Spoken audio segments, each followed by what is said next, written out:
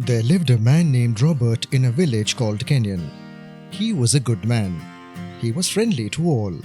He was the owner of a sweet shop, and the sweets of his shop were famous in the village. He used to make varieties of sweets, which is why there were lots of customers always on his shop. Robert was fully dedicated to his work. Hey Robert, bro, please pack 2 kilos of sweets for me. Yes, Simon, bro, here you are. Okay bro, I will leave now. Yes bro. One day a man named Harry came to that village and was surprised to see so many customers in Robert's shop. He thought, how is this possible? Such a crowd in a sweet shop? Must be something special in his sweets. Let me taste it. Harry goes to Robert's shop and tastes his sweets. He likes the sweets so much that he eats almost half of the sweets in the shop. Hey bro, your sweets are very tasty. From when are you working here? Brother, it's been 5-6 years. Why? I just asked you out of curiosity. Okay, shall I give you more sweets? No, I will not be able to eat more. How much shall I pay? It's 1,000 rupees, sir. What are you talking about? Such a big amount? Can one person eat so much sweets? Sir, I told you the price of the sweets you ate. Okay, here you are. I don't talk to people like you. After paying, Harry walks away. He stands at one place and starts thinking. There is huge profit in this sweets business. Why not start the same business myself? I will also start a big hotel of my sweets. After a few days, Harry starts a sweet shop at the opposite of Robert's shop. He keeps varieties of food items also to attract people. But people loved Robert's sweets. Therefore, no one goes to Harry's shop. Seeing all this, Harry feels jealous. Robert has closed my shop even before it could start. No customer comes here. From where will I pay my servants? The electricity bill. I will have to figure out something. I can't sit idle. Thinking this, he goes home. His wife Sarah asks him, Hey, what happened? You look anxious. Oh, my business doesn't run properly because of that Robert sweet seller. Everyone goes to his shop. No one comes to our shop. Well, that's the matter. So, why don't you put some drug in his sweets so that people have upset stomach after eating them? What do you say? Yes, this is a good idea. I liked it. I will do something like this tomorrow. The other day, Harry wakes up early and reaches his workplace. He calls a clever villager Richard to his hotel. Did you call me, sir? Yes, I had some work. What kind of work, sir? You have to put drugs in Robert's sweets so that people don't like to eat his sweets. Did you understand? But what will I get, sir? Hey, I'll give you whatever you want. Harry hands over some money to Richard. Is it okay? Keep this for the time being. I will give you more after the work is done. Yes, sir. Your work will be done. Richard became greedy and so he took the money. Next day, Richard went to Robert's shop and asked for some sweets. When Robert was handing him the sweets, he took advantage of the time and added drug in his delicious sweets. He went away after that. Now, all the sweets in Robert's shop were contaminated with drugs. His customers started arguing with him. Hey Robert, today the taste of the sweets is different. Oh no sir, sweets are fresh as usual. I find something wrong bro. You take something else sir. Saying this, Robert packed other sweets for Simon. Many people bought sweets from Robert's shop. Everyone who bought sweets suffered from upset stomach the other day. Few days passed and gradually people left eating sweets from his shop. Robert's shop suffered a great impact due to this. Customers stopped coming to his shop. One fine day, Hey Simon bro, it's been long you came to my shop. Don't you wish to have sweets now? Hey Robert bro, first taste your sweets. They are very bad. Robert gets worried. He tastes some of the sweets of his shop. He finds them bitter. He thinks something must have gone wrong by him. Thinking this, he prepared fresh sweets the other day and he tasted them. They were good. But even then no customer came to his shop. Poor Robert waited for the whole day. This went on. Almost 8-9 days passed, but no customer was there on his shop. Harry was happy with all this because Robert's customers came rushing to his shop now. One fine day, Robert opened his shop. No customer came that day too on his shop. Seeing all this, Robert felt depressed. And because of all this, he suffered a heart attack and poor Robert died. Thank God this Robert died. Now my business will run smoothly. After death, Robert's unsatisfied soul started wandering. One fine day, his soul came to Harry's shop when Harry was talking to Richard. Sir, I helped shut down Robert's shop and the poor man suffered from heart attack also. Now, give me the rest of my amount, sir. Yes, here is the rest of your amount and don't tell this to anyone. Got it? Yes, I got it, sir. The ghost of Robert heard everything and decided to teach Harry a lesson. What did I do to them? Why did they do this? I won't leave them. Just like they close my business, I will also shut his business down. The other day, Harry opens his shop and keeps varieties of food items out there. Right then, the ghost of Robert comes there. Robert starts making the sweets of his shop fly in the air with the help of his power. Seeing this, the customers get frightened and run away from there. Harry could not understand what was going on in his shop. The next day also the same thing happened. Harry got worried. Now this started happening every day. Whenever any customer came to Harry's shop, Robert's ghost used to do something or the other to drive them away. One day, Robert decided to come in front of Harry. Robert started laughing loud and appeared in front of Harry. Harry started trembling after seeing Robert's ghost. Hey, Robert, bro, you, please forgive me. I made a mistake. You call this a mistake? My family is on road because of you. Have you ever thought what's going to happen to my family? Bro, please forgive me. I made a mistake. I will do whatever you ask for. You will give 5 lakh rupees to my wife and along with that your shop's keys also. Got it? I don't want that my children's education gets hampered because of you. Harry got frightened. He accepted Robert's condition and went to Robert's house the other day and told Robert's wife.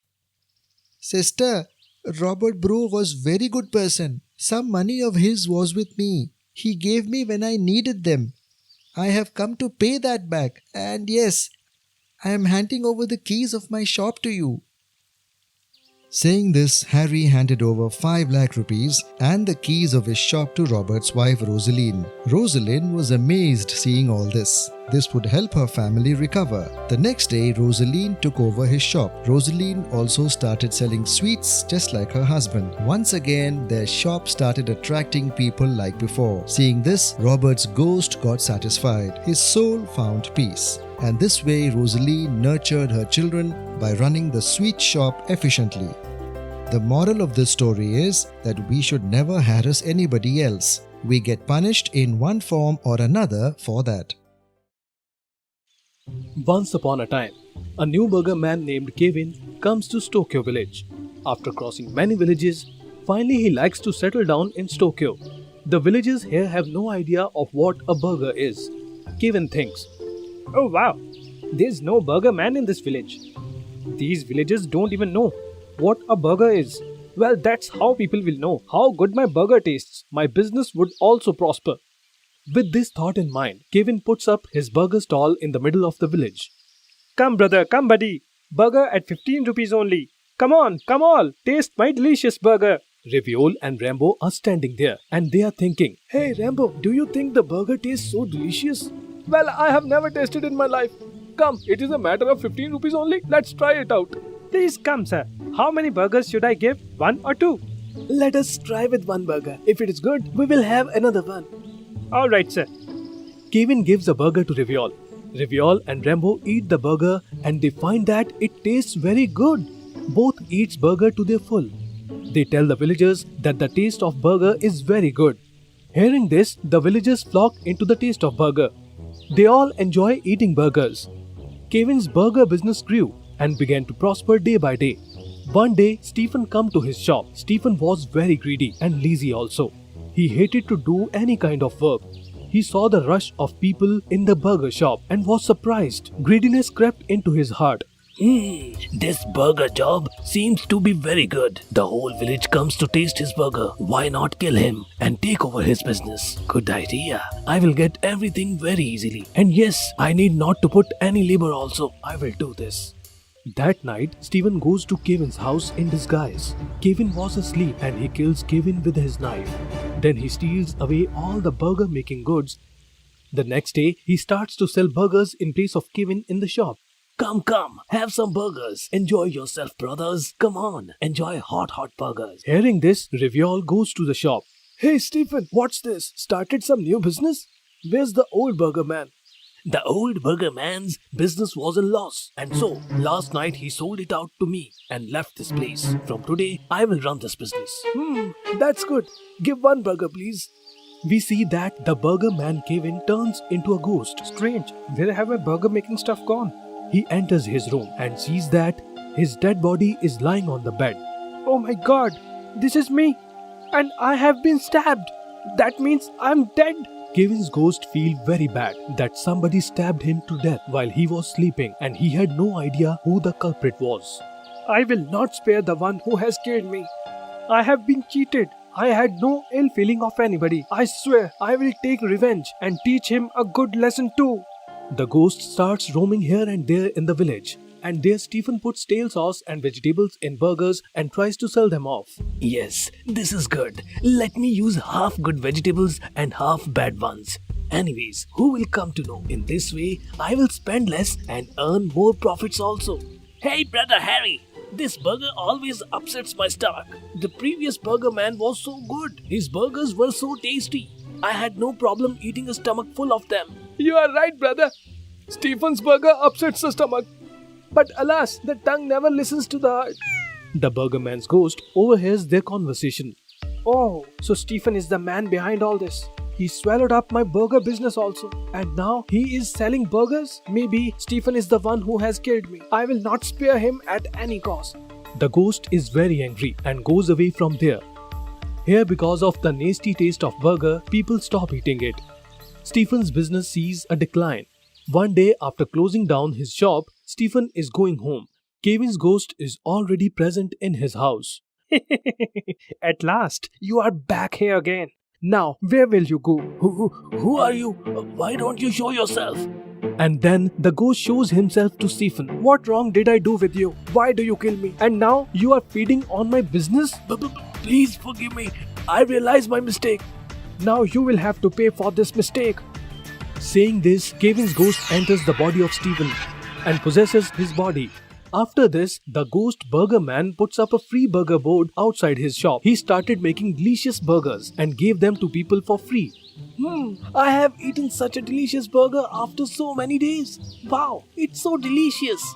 Look, Stephen, today you have made the same tasty burger as made by the previous one. Keep up the good work always. After selling burgers for the entire day, Stephen returns to his house. Then the ghost leaves his body. Stephen figures out the day's business and finds that he is in a complete loss. The next morning, Kevin's ghost again enters the body of Stephen and distributes free burgers to the villagers. This goes on a few more days. Hey brother, Stephen is making very tasty burger these days, and that too he is giving for free. You are right. He was never sparing even a rupee till yesterday. How did he change? There's something fishy. Today, let's follow him and see to ourselves what the matter is.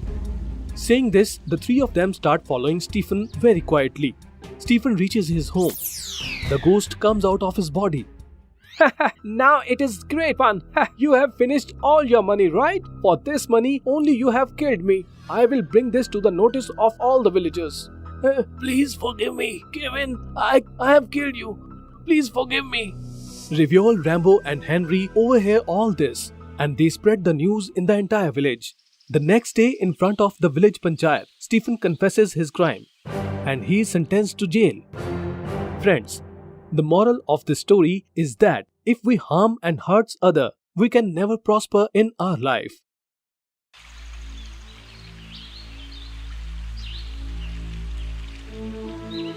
He will never learn.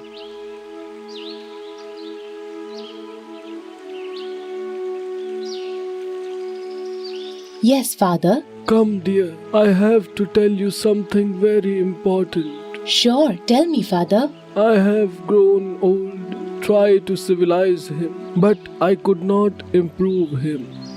I feel that some lazy ghost has possessed him. Daughter, I give you the responsibility to drive away that lazy ghost. This was Thomas's last wish. Since then, Mia started working on improving David.